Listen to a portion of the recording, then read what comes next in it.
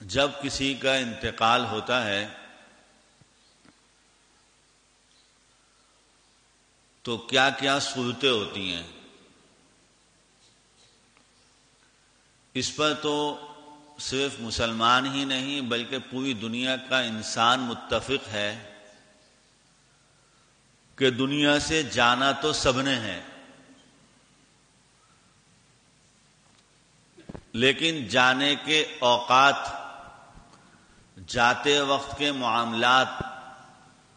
جاتے وقت کے حالات، ان ساری چیزوں کو ملحوظ رکھ کر ایک امید کی جاتی ہے اور سمجھا جاتا ہے کہ جانے والا کیسا ہوا۔ اور یہ کتنا مسلم نظام ہے، موت اتنا مسلم نظام ہے کہ اللہ تعالی نے جب اس کو بیان فرمایا ہے، زندگی اور موت کو جب اللہ نے بیان فرمایا ہے تو آپ حیران ہوں گے بات سوچ کر کہ موت کو اللہ نے پہلے بیان کیا ہے۔ جیسے میں نے ابھی قرآن مجید کی آیت پڑھی، 29ویں پارے کا آغاز ہے سورۃ الملک، فرمایا الذی خلق الموت والحیات، اللہ ہی وہ ذات ہے جس نے موت کو بھی پیدا کیا اور جس نے حیات یعنی زندگی کو بھی پیدا کیا۔ آگے جا کے فرما رہے ہیں کہ دیکھو زندگی تو سب کو ملتی ہے اور مختلف اندازوں سے سب گزار دیتے ہیں، لیکن جو موت کو پہلے لائے ہیں، الذی خلق الموت والحیات لیبلوکم ایکم احسن عملا، تاکہ اللہ تم کو دیکھے کہ تم میں سے اچھے کام کس نے کیے ہیں، تم میں سے اچھے کام کس نے کیے ہیں۔ لیبلوکم ایکم، آزمائے تم کو، ایکم احسن، اچھا کون ہے، اچھا کون ہے۔ اب رسول اللہ صلی اللہ تعالی علیہ وسلم نے اچھے ہونے کے کچھ نشانیاں، کچھ علامات فرمائیں اور ارشاد فرمایا کہ میت کے ساتھ 3 چیزیں جاتی ہیں، ایک اس کی اولاد ساتھ جاتی ہے، ایک اس کا مال ساتھ جاتا ہے اور ایک اس کا عمل ساتھ جاتا ہے۔ اور فرمایا کہ یہ جو 2 چیزیں ہیں، اولاد اور مال،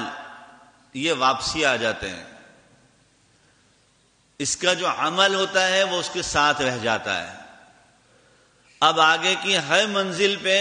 اعمال کام آتے ہیں، اعمال ساتھ دیتے ہیں۔ اسی پہ علماء نے لکھا ہے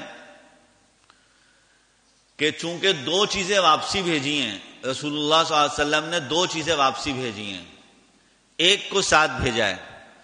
تھا معاملہ 3، کل 3 تھے، 3 میں سے ایک کو ساتھ بھیجا میت کے اور 2 کو پیچھے بھیجا، کیونکہ 3 کے اندر اگر تینوں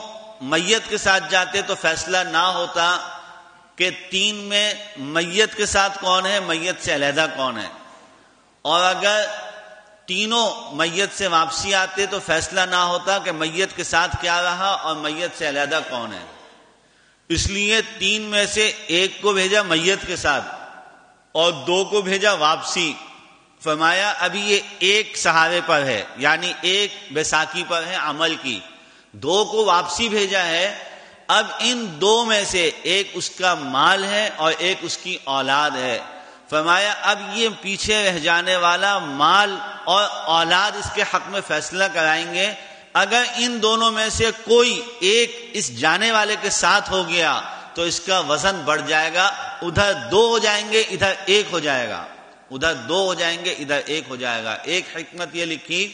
کہ ایک عمل کو ساتھ بھیجا، اور عمل ایسی چیز ہے جو نظر نہیں آتا، اس کے وزن کا پتہ نہیں چلے گا۔ 2 کو واپسی بھیجا کہ یہ دونوں سے جاؤ، یہ دونوں کو واپسی لے جاؤ، اعمال کو بھی واپسی لے جاؤ، اولاد کو بھی واپسی لے جاؤ، مال کو بھی واپسی لے جاؤ۔ عمل کا پتہ نہیں ہے کسی کو، لہذا اولاد اور مال کو کہا تم واپسی جاؤ اور کوشش کرو اپنے اس جانے والے کے لیے اعمال کو تم بھیجو، ہو سکتا ہے اس کا ابھی اعمال اس کے کمزور ہو، کچھ عرصے کے بعد تمہارے بھیجنے کی وجہ سے اس کے اعمال بڑھ جائیں گے تو یہ جنت میں سیدھا چلا جائے گا۔